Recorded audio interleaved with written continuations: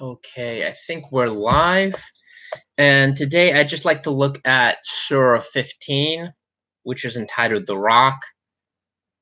This is, of course, not about Dwayne Johnson, the famous actor and former wrestler. It's another title that you don't discover the meaning of until much later in the Surah.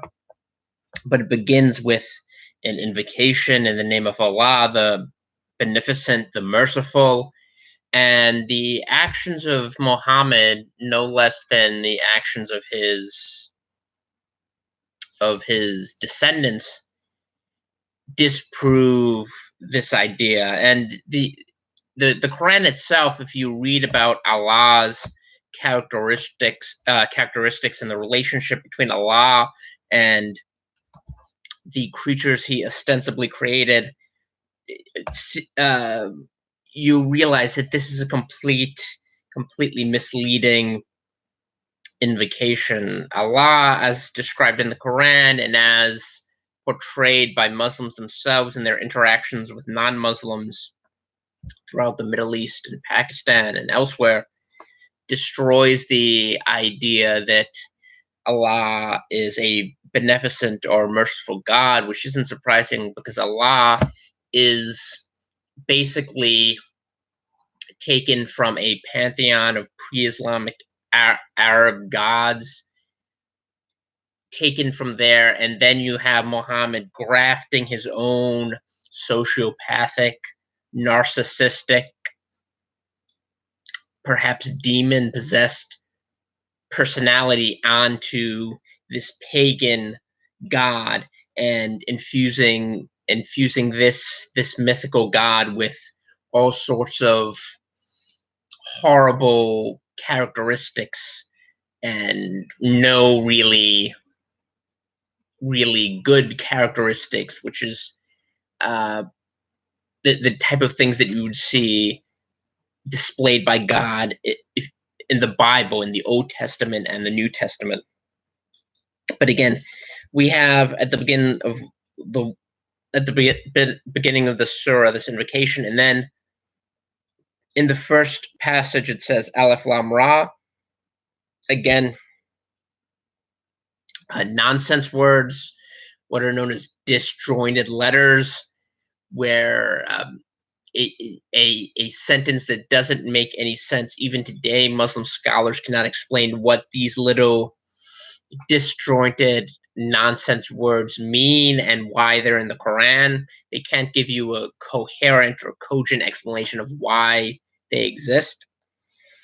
And it's followed by this sentence: these are the verses of the book and of a Quran that makes things, and things is in parentheses, makes things clear.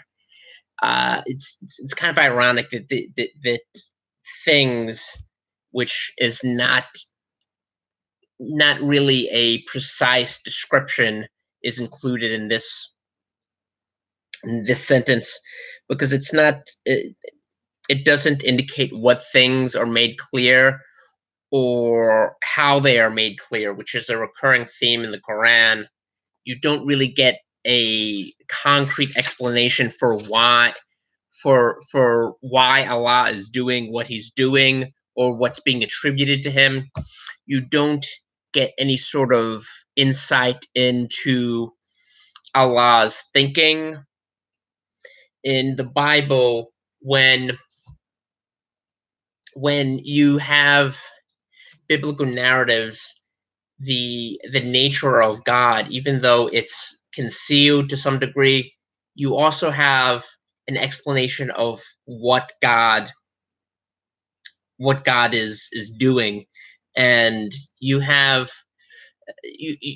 some insight into why He's doing it. For example, when Israel was forsaking God and worshiping idols, there were prophets who came to warn them, and they would describe in great detail what Israel had done to anger God and to incur God's wrath, and how they could make amends, how they could commune with God again if they when if they repented of their sin, and you actually get an insight into the nature and the character of God, and that's something that's completely absent from the Quran. And we go into too often with those who disbelieve wish that they had been Muslims. The problem is most people who are not Muslims do not want to become Muslims. There are, and this was the case in Muhammad's day. He spent over a decade in Mecca preaching relatively unobstructed. When he started to attack the Arabic pagan gods, some of the practices and the rituals that they engaged in, he he was he was forced into exile. But even up to that point, he was allowed 10 years to preach relatively unobstructed, and that's something that non-Muslims would not be able to do. If you had a Jehovah's Witness or someone from another cult come to Mecca and try to criticize Islam, lucky they would be lucky to last 5 seconds or 5 minutes without being apprehended by the Mutaween, which is basically the morals police for Saudi Arabia, and they're responsible for enforcing Sharia within Saudi Arabia. So if you had someone like that, they would be arrested. Certainly, if you had someone who was a Bible-believing Christian try to evangelize in Mecca or Medina or anywhere in Saudi Arabia, they would be arrested. At the very least, they would be arrested almost immediately and thrown into prison. While on the other hand, Muhammad was allowed to proselytize relatively freely for 11 years. The problem was that no one was persuaded by his message. He was not getting any proselytes, he wasn't getting any converts, which frustrated him to no end. And this is where you see a transition in his approach. A Instead of preaching some sort of monotheism, he decides to try to gain converts and this was ultimately a successful strategy for him, by promising them war booty and temporal pleasures and earthly delights and military victory. So he, in essence, became a warlord. And that's what is the key to success in Islam. No one who is not a Muslim wants to become a Muslim. You often have some people who are propagandized and particularly vulnerable populations, people who or people who want to gain some sort of want to obtain some sort of security. That's why you have many Muslim prison chaplains doing dawah inside of prisons, because they know that these are easy marks, so to speak, and that it's a very easy environment to gain, especially because there's such a large percentage of the population in prison that are Muslim. Even for nations like the United States, where there's less than 3% of the population is actually Muslim, you have a much higher prison population that's Muslim. And this holds true throughout the world, throughout the Western world and the UK. That's one of the reasons that Tommy Robinson is in such danger after the government there once again imprisoned him on fraudulent charges, because he's surrounded by his enemies who want to kill him. And in a sense, the government is trying to assassinate Tommy Robinson without getting their hands dirty, sort of like Pontius Pilate washing his hands. But you find that throughout the world, the Western and the Eastern world. In India, Nagaland is one of the most Christian parts of India. Over 92% of the population there is Christian, and it's the only majority Southern Baptist state on the planet. There are more Southern Baptist there than in Texas or Alabama. And even there, 90% plus are Christian, and I think 1.8 or 1.7% of the population is Muslim, but 12% of the prison population in that state is Muslim. So these people are open to Islam. A lot of people who are very who who can have a better life if they convert, particularly in countries where Sharia law is dominant. They'll often decide to convert for practical purposes, just like you had in nations like Egypt and the Balkans throughout history. Nations that were conquered by Islamic armies, you would have a huge percentage that would convert just to get out of paying the jizya, the poll tax, in effect, for not being a Muslim. But there aren't many genuine converts. In fact, this is something that imams will admit when pressed, that you don't have people who actually read the Quran and are persuaded to become Muslims. In fact, reading the Quran is probably one of the best disinfectants for this type of ideology, because it's such a ridiculous, incomprehensible, nonsense book that very few people will be persuaded that this is created by God, that this is inspired by God, let alone created by God Himself. So this idea, and to those who disbelieve, wish they had been Muslims. The only reason that they would wish they had been Muslims is to avoid the torture and terror that comes with not being a Muslim in Muslim nations. And this to continue this thought in 3, it says, "Leave them that they may eat and enjoy themselves, and that hope may beguile them, for they will soon know. And never did we destroy a town, but it had a term made known." And this is another just complete blatant lie. The Treaty of Hudaybiyah, which was made between the Medinans and the Meccans, where the Meccans, the Quraysh tribe, allowed Muhammad and his followers to come and worship in Mecca and enter the Grand Mosque. And the Meccans, the Medinans, Muhammad's followers, completely violated this treaty.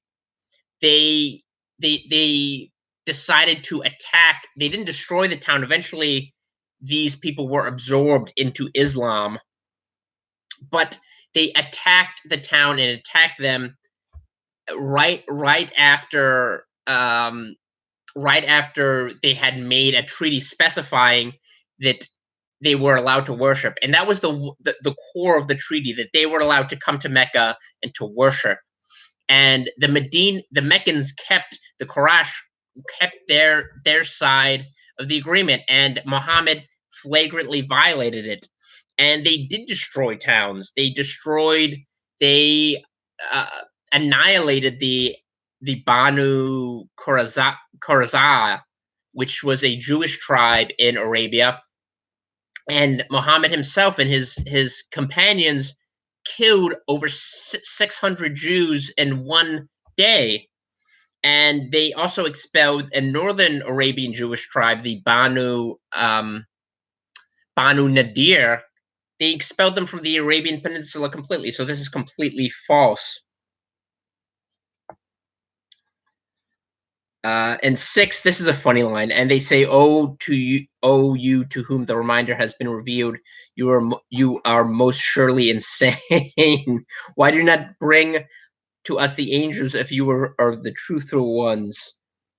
We do not send angels with the truth, and when they would not be respited." And again, this is just Muslims being ridiculed rightly by the pagan tribes who say that Muhammad hasn't offered any proof of his prophethood.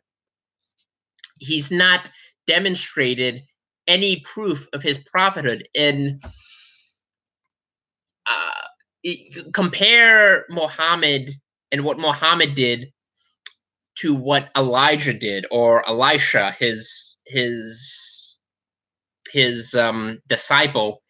and you discover that there's absolutely no evidence that Muhammad was a prophet. It's not just that there weren't angels. There wasn't any sort of miraculous event connected to Muhammad, and things that Muhammad said were going to come to pass didn't. And as I explained in an earlier video in Deuteronomy, that's the test of a prophet. If he says something and it doesn't come to pass, God says you can ignore him. This person is a false prophet. And under the Mosaic covenant, you those people were subject to death. They were literally executed, which is something that Moses would have done with Muhammad if he had been around back then. And in going down to 22, 21, and there's not a thing but with us, again, a plural pronoun used to refer to Allah, which goes against the idea that Allah really is a monotheist. It really is a Unitarian God.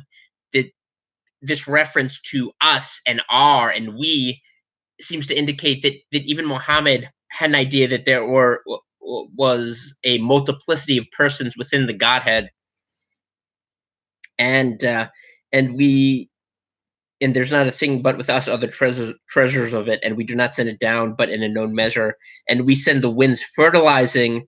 And this may be a reference to pollination. I'm not quite sure what he's referring to in this passage. Then send down water from the clouds, so we give it to you to drink of, nor is it you who stored up. And again, but just to emphasize that point, another plural pronoun in reference to Allah. This despite the fact that Muslims love to emphasize the Unitarian nature of Islam and not differentiate between the idea of monotheism and monad and Unitarianism. And we go down to 26, and again, and certainly we created man of clay that gives forth sound of mud fashioned in a shape. Again, the plurality of persons. And also another interesting thing about this is that he never throughout the Quran there are different explanations of how man was created, specifically Adam. Was he created of dust? Was he created of clay? Was he created of blood? Throughout the Quran, you have multiple explanations of what Adam was created of, and there's no clear delineation of what Muhammad or Allah is talking about in these passages. So, but that's a minor nitpick. But throughout the Quran, you come across that. whether Adam was created of blood or clay or dust, Allah does not seem to be very certain of what were the constituent parts of Adam and how he was created.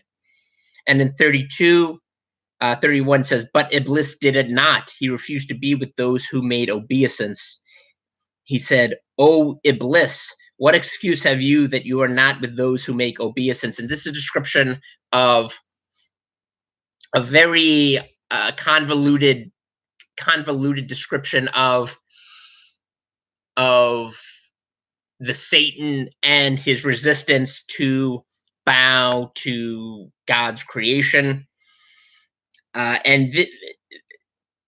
What follows is a very long, a very tedious dialogue between the Satan and God, and it goes on from about 31 all the way through 45, and then 46 says, "Enter them in peace secure," and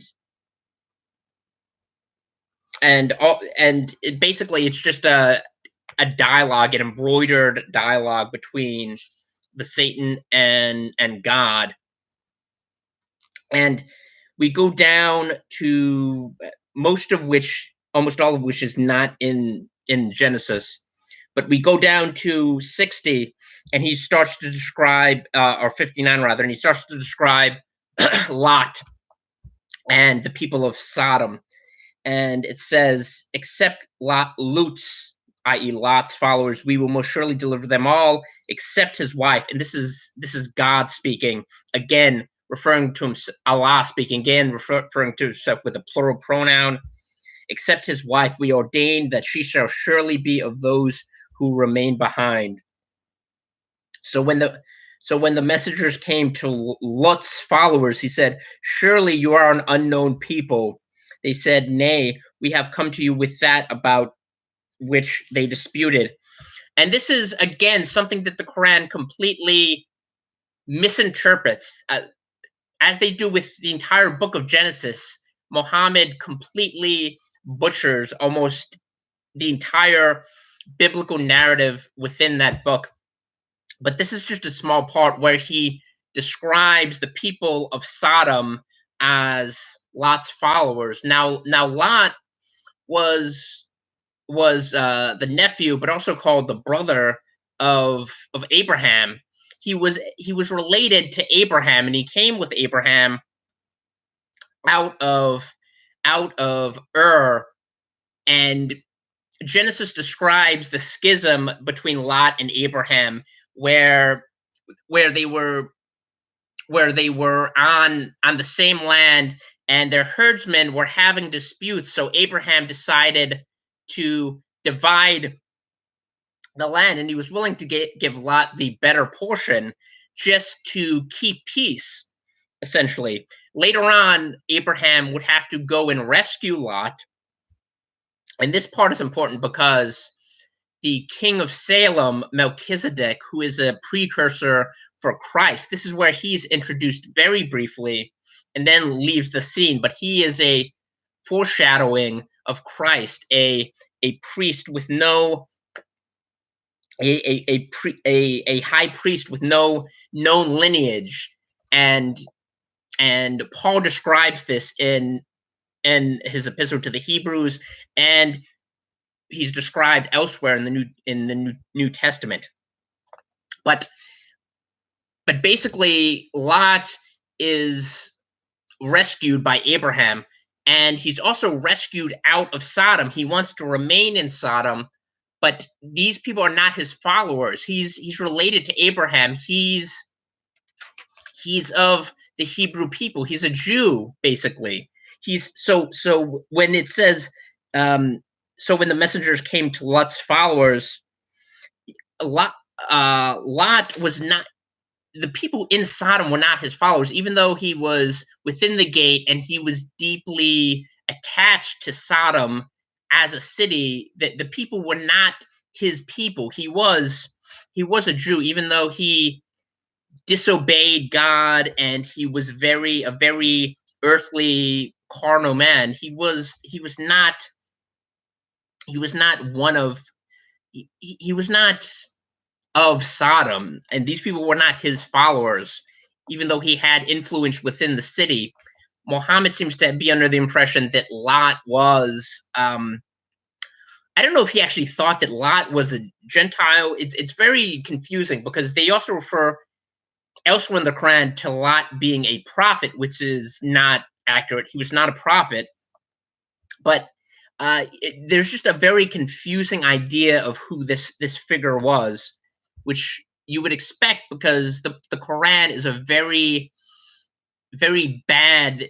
The parts of the Bible that it did import, it mangoes, and Muhammad does not have a firm grasp of the of Genesis in general. If you look throughout the Quran, you can see he doesn't really seem to understand what it's about, what the Hebrew Bible is about. So for example, in 74, it says, "Thus did we turn it upside down and rain down upon them stones of what had been decreed." And it's not specified whether these are literal, if these are stones, as in rocks, as in you know the rocks that you find on the earth, or whether this actually is brimstone and fire, and that's how Sodom was destroyed. In fact, recently they've uh, in the past few years they've actually uncovered the archaeological remains of the city where Sodom was in the Bible. And one of the great things about Israel is that it's like a gigantic archaeological dig. Israel and Lebanon and these places, and you can actually excavate the history of the Bible, and it proves that the historical books and even a large part of the what's known as the Torah or the Pentateuch, it proves that this is actual history, that these aren't just myths that someone made up in order to indoctrinate people into this religion. These are actually things that happened, but it doesn't explain what type of stones in this verse. But it does say, surely in this are signs for those who examine, and surely it is on a road that still abides. Most surely there's a sign in this for the believers. And this is something that's repeated throughout the Quran, but it's never, it's used as mainly as a warning to scare tribes, either Jews or pagan Arab tribes, into following Muhammad, saying, oh, look at what happened to Sodom, or look at what happened to Ad and Samud, or look at what happened here. These people were really not following Islam, even though these events took place centuries and sometimes even a millennia before the advent of Islam, before Muhammad was born and Islam was created. He still uses these as as teaching tools to instill fear in people who don't accept Islam, basically. Uh, and it just emphasizes repeatedly in 87, and certainly we have given you 7 of the oft repeated verses and the Grand Quran. Do not strain your eyes after what we have given certain classes of them to enjoy, and do not grieve for them, and make yourself gentle to the believers, and say, surely I am the plain warner.